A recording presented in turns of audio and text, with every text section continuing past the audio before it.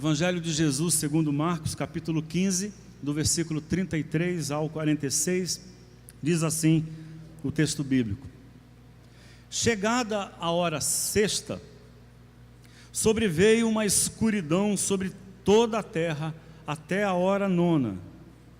A hora sexta equivale ao nosso meio-dia, a hora nona às 15 horas, às 3 da tarde.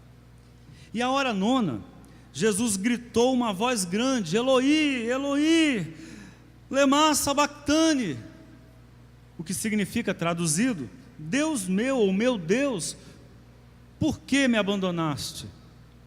Alguns dos que estavam ali de pé, ouvindo isso, disseram: olha, está chamando por Elias. E correndo um deles a embeber uma esponja em vinagre, colocando-a numa cana, deu-lhe de beber, dizendo: deixai e vejamos se vem Elias tirá-lo dali. Mas Jesus, soltando um grito enorme, expirou. E o véu do templo rasgou-se em dois, de alto a baixo. O centurião que estava em frente dele, ao vê-lo expirar daquela maneira, disse: este era verdadeiramente Filho de Deus. Também ali estavam algumas mulheres observando a partir de longe, entre elas Maria Madalena, Maria, mãe de Tiago, mais novo, e de José e Salomé.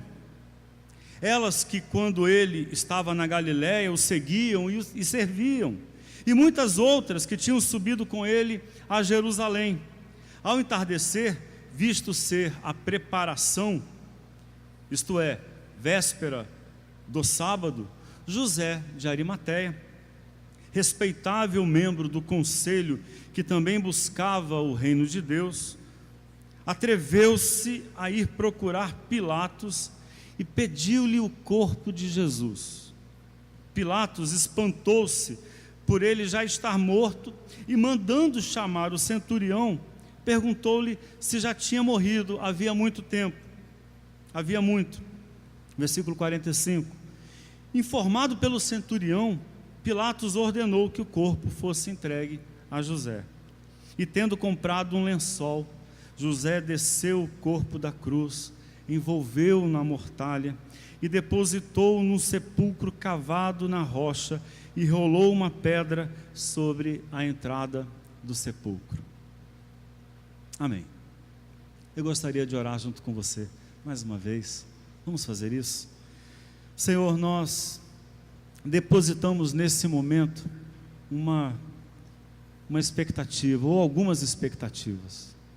Alguns estão aqui e desejam respostas às suas perguntas mais doídas. Outros estão aqui e desejam um norte, uma orientação, desejam uma força que não tem para seguir em frente. Alguns estão aqui e precisam de um impulso que lhes falta, de um encorajamento para dar um passo necessário, que já sabe que precisa ser dado.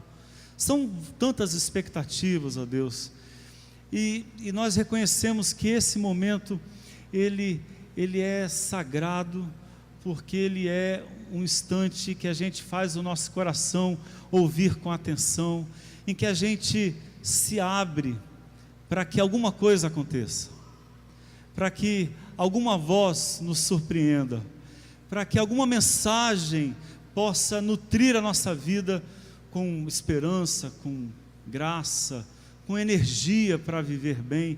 Senhor, nós somos assim carentes e dependentes uns dos outros, dependentes da Tua palavra, Senhor. Em nome de Jesus, nós oramos. Amém.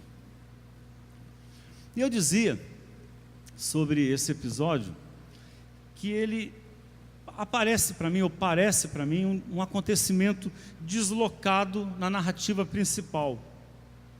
É uma descontinuidade, uma quebra na narrativa. A história vem sendo contada, a história é marcada por elementos muito fortes, elementos com muita presença, revolta, traição, medo, tristeza, tem muito lamento, tem muito choro, mas não apenas. Esse é o lado dos perdedores, é o lado daqueles que têm na boca o gosto amargo do fracasso, a sensação de que o projeto ruiu, de que deu errado. E do outro lado você tem sarcasmo, você tem deboche, você tem o riso de quem desdenha o sofrimento, você tem o olhar desconfiado de muitas pessoas. Mas no meio de tudo isso, acontece a história de José de Arimateia. No meio desse cenário estranho, sombrio, parece que uma luz improvável brilha. José de Arimateia consegue imprimir, ou consegue colocar dentro dessa narrativa o impensável. E eu digo que é uma descontinuidade, porque ele destoa do cenário. Ele nem está entre os que lamentam desesperados, ele nem está entre aqueles que choram angustiados, ele não está entre os revoltados. Outras narrativas falam que as mulheres batiam no peito, que é um gestual típico dessa cultura de lamento, de tristeza, de revolta, de inaceitação, né? De recusa ao que está acontecendo. Ele nem está entre essas pessoas, e também não está entre os que debocham do fiasco que se tornou Jesus, do fracasso que parece ter se tornado Jesus. Ele é diferente, ele parece flutuar no cenário, ele não faz parte desse mundo, ele não faz parte dessa ocasião. Ele experimenta algo que transcende aquele momento, que vai além do momento. Ele experimenta uma inesperada gratidão, um inesperado contentamento. E eu digo que é isso porque o gesto dele é o gesto de quem sente que deve àquele homem crucificado, sente que pode fazer algo por ele, e ele se associa a Jesus no momento mais inadequado. E aí o texto cresce para mim, ele ganha força para mim, por causa de algumas informações que nós temos também de outros evangelistas para a mesma ocasião. É porque nos informa Lucas que esse homem, José de Arimateia, além de membro do Sinédrio, então ele era um fariseu, alguém que tinha importância, ele participou do julgamento de Jesus. E também temos a informação de que ele discordou, e agora eu não tenho certeza se foi Lucas ou João quem nos dá essa informação, que ele discordou, ele não aceitou. Mas a informação mais importante é que ele era um discípulo anônimo, ele era um discípulo clandestino, porque ele tinha medo, porque seguir a Jesus traria um enorme prejuízo para ele. Se associar a Jesus poderia colocá-lo numa confusão que ele não queria ter, né? Poderia trazer a ele uma dificuldade que ele poderia dispensar. Mas nesse momento em que Jesus é apenas um corpo morto, um corpo sem vida, ele resolve experimentar, resolve assumir Jesus quando ninguém mais quer Jesus. Ele resolve abraçar Jesus quando Jesus está na pior solidão possível, de quem morreu a morte de um sentenciado, de um castigado, de um condenado. Então, a sua gratidão, ela não foi uma consequência natural do que vinha fazendo, de quem vinha fazendo tudo certo, porque a nossa ideia, a princípio, sobre gratidão, é que ela é o resultado espontâneo, né? Ela é um movimento passivo, que simplesmente acontece. Mas olhando para esse texto, a gratidão ela ganha uma outra dimensão, porque A gratidão para ele foi uma conversão, foi uma decisão de mudar o rumo com o qual ele estava conduzindo a vida. Foi uma decisão que mudou sua vida. Ele saiu da clandestinidade e publicou a sua fé. Talvez no momento de maior prejuízo, no instante mais inglório de Jesus, ele assume Jesus como alguém que ele ama e a quem ele deve admiração. Mas, mais do que isso, foi uma decisão contra todas as decisões.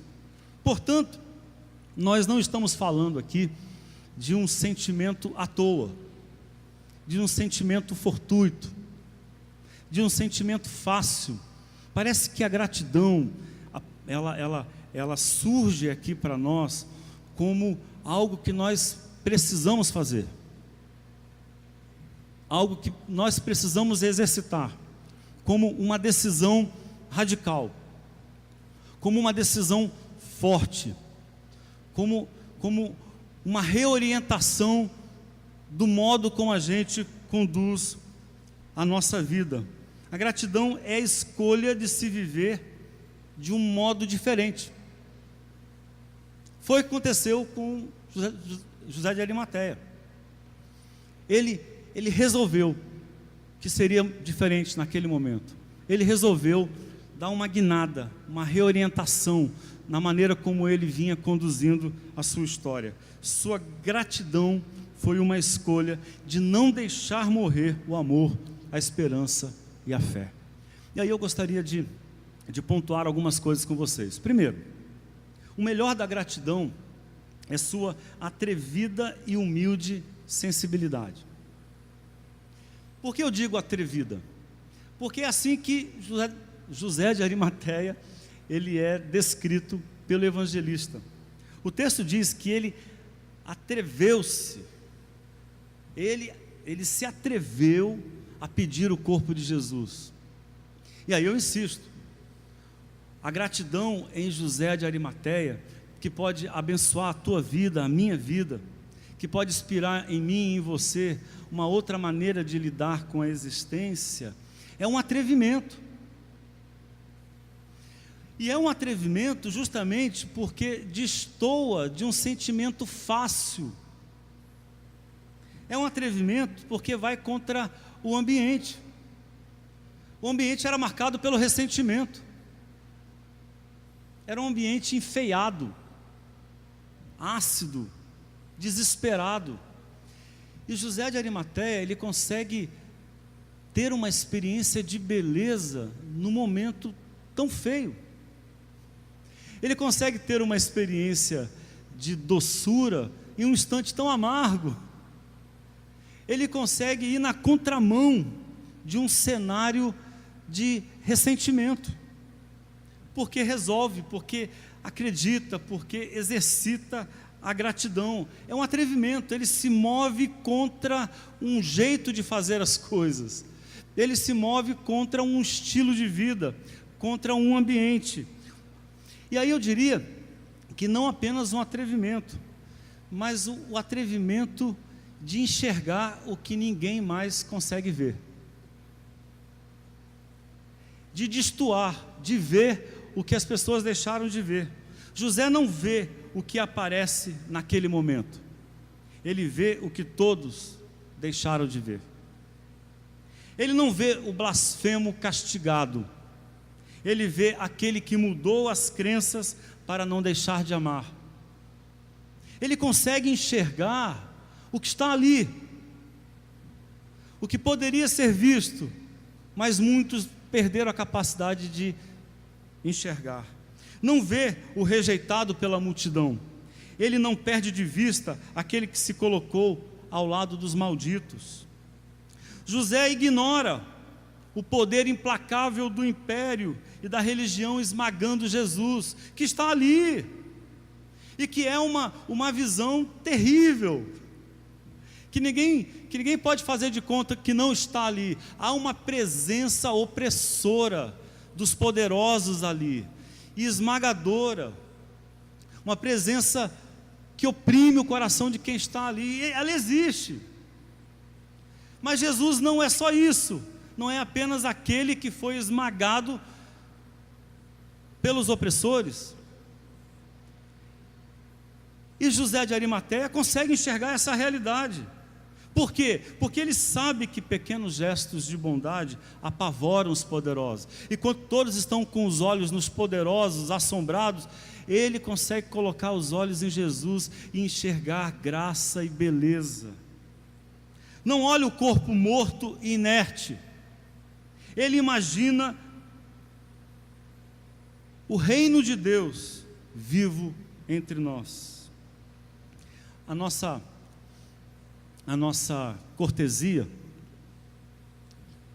ela nos ensina a responder a um favor usando a palavra obrigado, não é?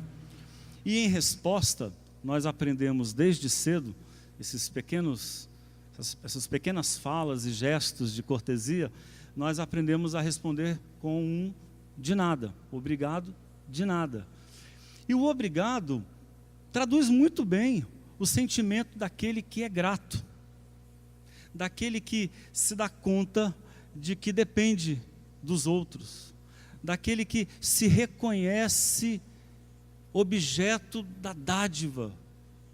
O grato é alguém que foi agraciado, que recebeu um presente, que recebeu algo. E foi essa experiência de sensibilidade que fez José de Arimateia enxergar o que ninguém mais estava enxergando. Ser grato é ser humilde o bastante para reconhecer que recebeu e que se tornou devedor em amor. Manter-se ressentido é o oposto disso. Com frequência é uma prática orgulhosa. O ressentido, apesar de ser alguém que está cheio de lamento, que está cheio de tristeza, desses sentimentos que parecem ser sentimentos que debilitam, que enfraquecem, ele é um orgulhoso com muita frequência, porque ele é alguém que parece não se colocar na condição de quem recebe. É uma prática orgulhosa de quem quer manter o outro em dívida. A sensibilidade para enxergar, além do ressentimento, é fruto da humildade. É o que faz José de Arimateia.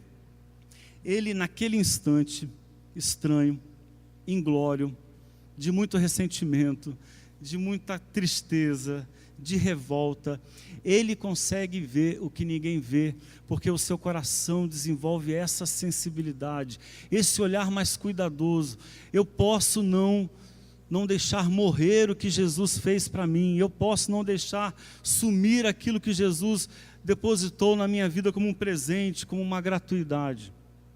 Segundo, a gratidão é a liberdade de não esperar mais nada para estar contente. E aí, novamente, o instante é singular.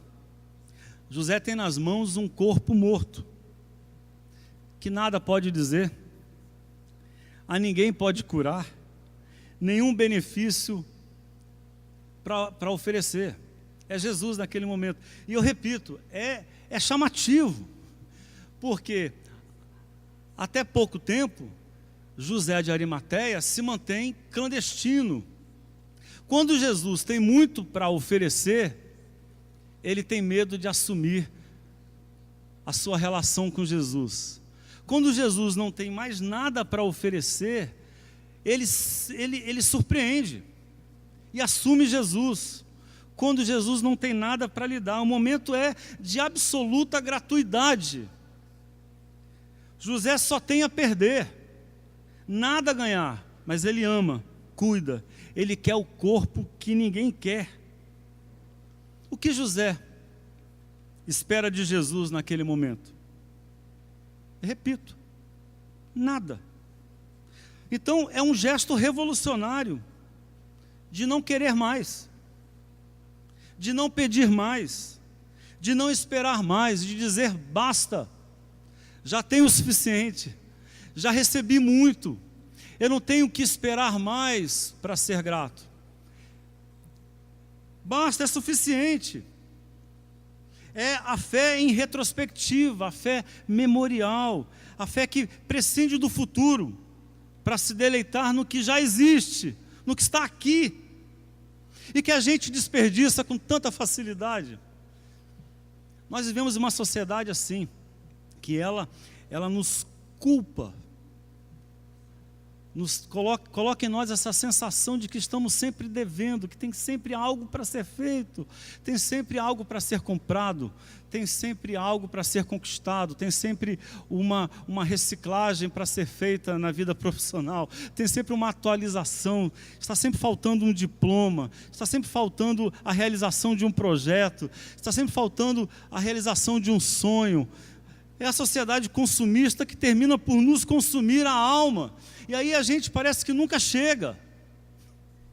A gente nunca tem o bastante para ser grato. A gente nunca tem o suficiente para experimentar o deleite daquilo que está aí.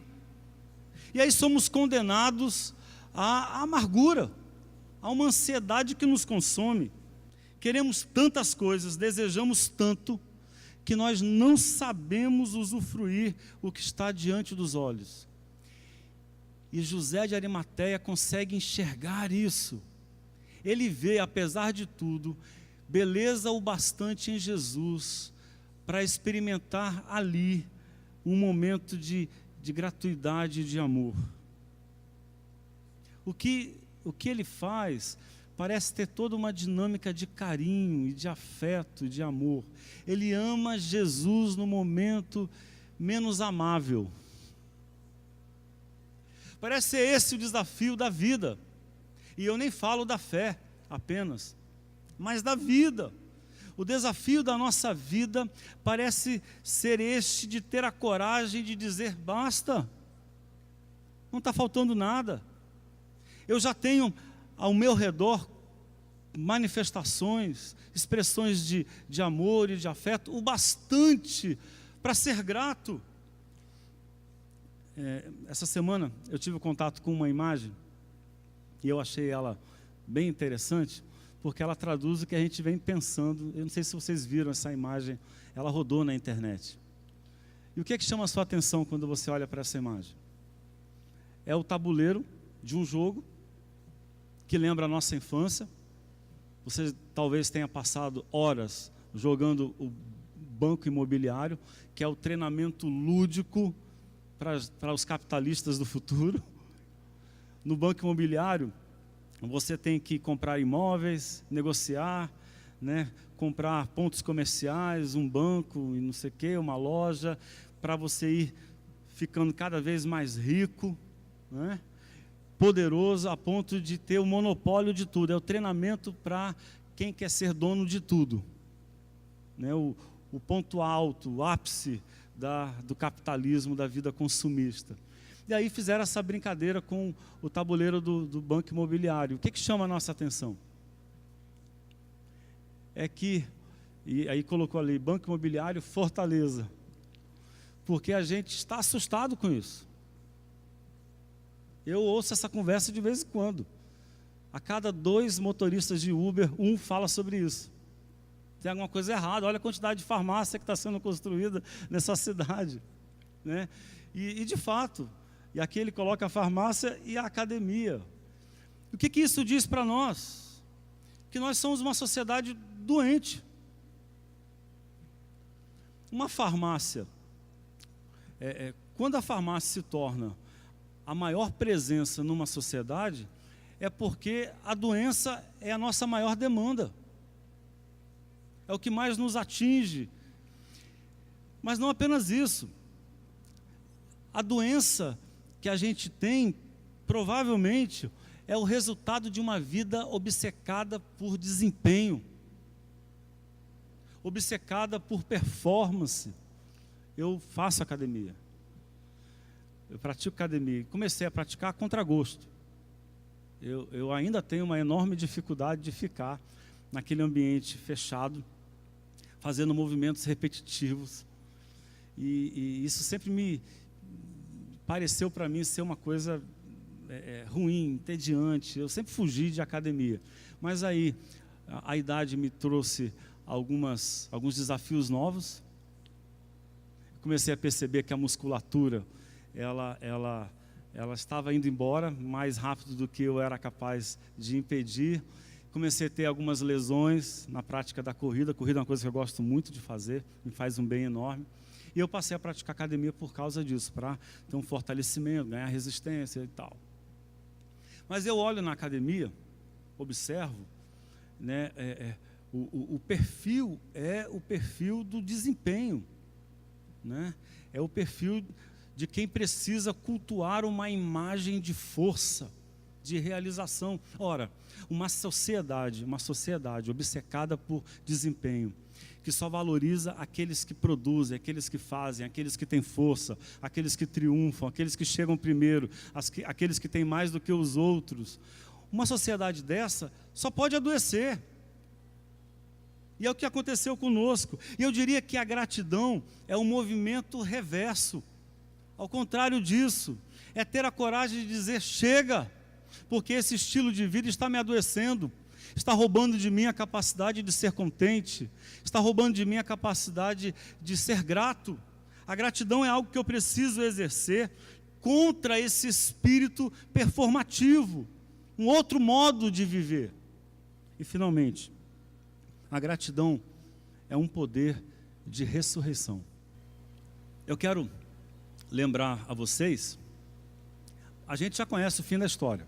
Quando a gente conhece o fim da história, a gente corre o risco de interpretar o que está acontecendo, o que o personagem vive naquele momento, sob a luz do que ainda não aconteceu. Não se fala de ressurreição aqui. Não se celebra a ressurreição. O acontecimento da ressurreição ainda não houve. Mas, de uma certa forma, parece que José de Arimateia, ele ressuscita Jesus. Eu diria que a gratidão, ela tem esse poder de ressuscitar graças e belezas. Porque a gratidão não é outra coisa do que a ampliação de um prazer. A gratidão é a intensificação de uma alegria. É a alegria que continua, que vem à memória e que se expressa na forma de gratidão. Mais do que a alegria do ato de receber, a alegria de não esquecer isso. Mais do que o prazer de ter sido abençoado, não deixar que essa memória se perca, de fazer dela um bem que continua, que insiste. Então, a gratidão é a generosidade da generosidade. É uma generosidade que repercute, que tem eco, que continua, que vai além do momento em que você foi abençoado. Essa é a grandeza da gratidão. Mais do que aquele instante do favorecimento, a continuidade feliz de quem não deixa esquecer, não deixa ir embora a memória da graça recebida, do amor do qual foi objeto, do carinho que recebeu. A gratidão é a alegria da alegria. É estar alegre pela alegria que foi produzida no coração.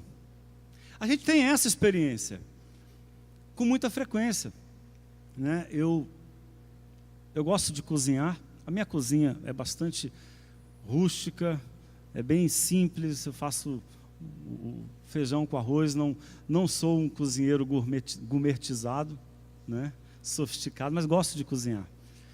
E ultimamente, as últimas semanas, eu fiz mais de uma vez um prato que marcou muito a minha infância, que a gente chama de angu. Não é um prato comum aqui no Nordeste, aqui em Fortaleza. Ou polenta, né? Angu ou polenta é a mesma coisa. Há muitas formas de se fazer uma polenta ou de se fazer um angu. A maneira mineira, capixaba ou carioca, o angu ele é feito com fubá, faz aquele creme, o fubá, água, eu coloco um temperozinho para dar mais um gostinho, né? Faz aquele mingau, um cozimento que é demorado, né? e junto com o angu, alguma carne, algum molho especial. E aí, por que eu insisti em fazer lá em casa? Quem mais gosta é o Thales, do angu.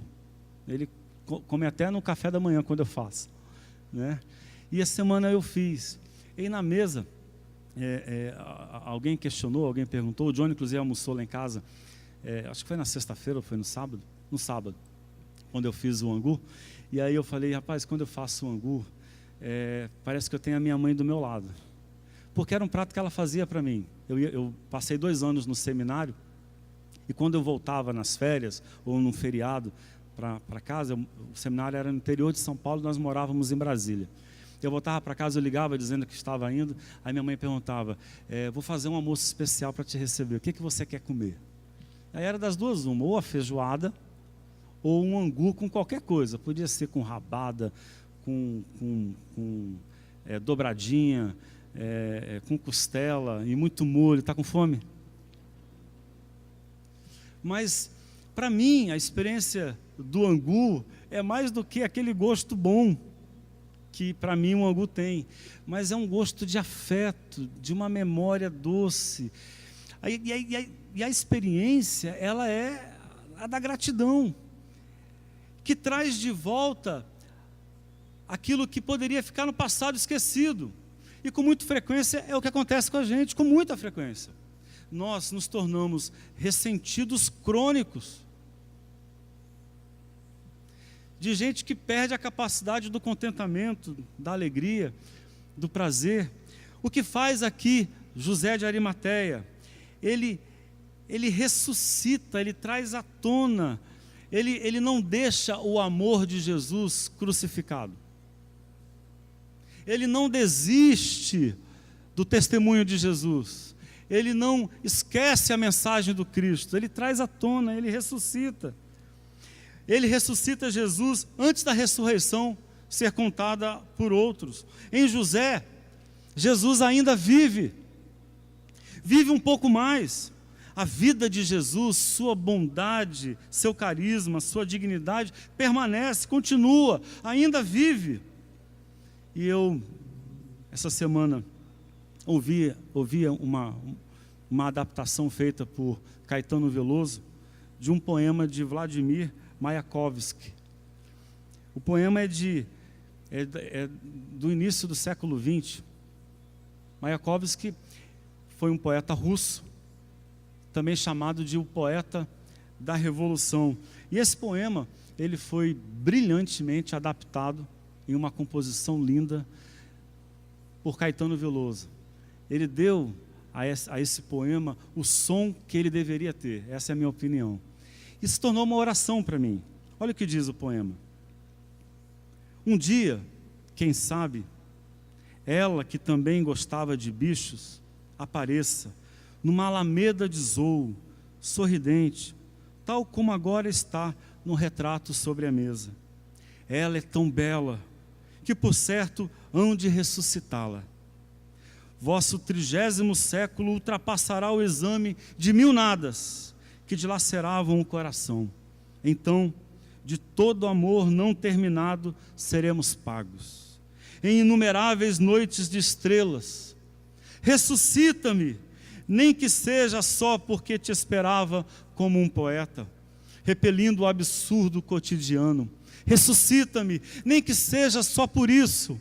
Ressuscita-me, quero viver até o fim o que me cabe, para que o amor não seja mais escravo de casamentos, concupiscência, salários, para que, maldizendo os leitos, saltando dos coxins, o amor se vá pelo universo inteiro, para que o dia que o sofrimento degrada não vos seja chorado, mendigado, e que ao primeiro apelo, camaradas, atenta se volte a terra inteira para viver, livre dos nichos das casas, para que doravante a família seja o pai, pelo menos o universo, a mãe, pelo menos a terra.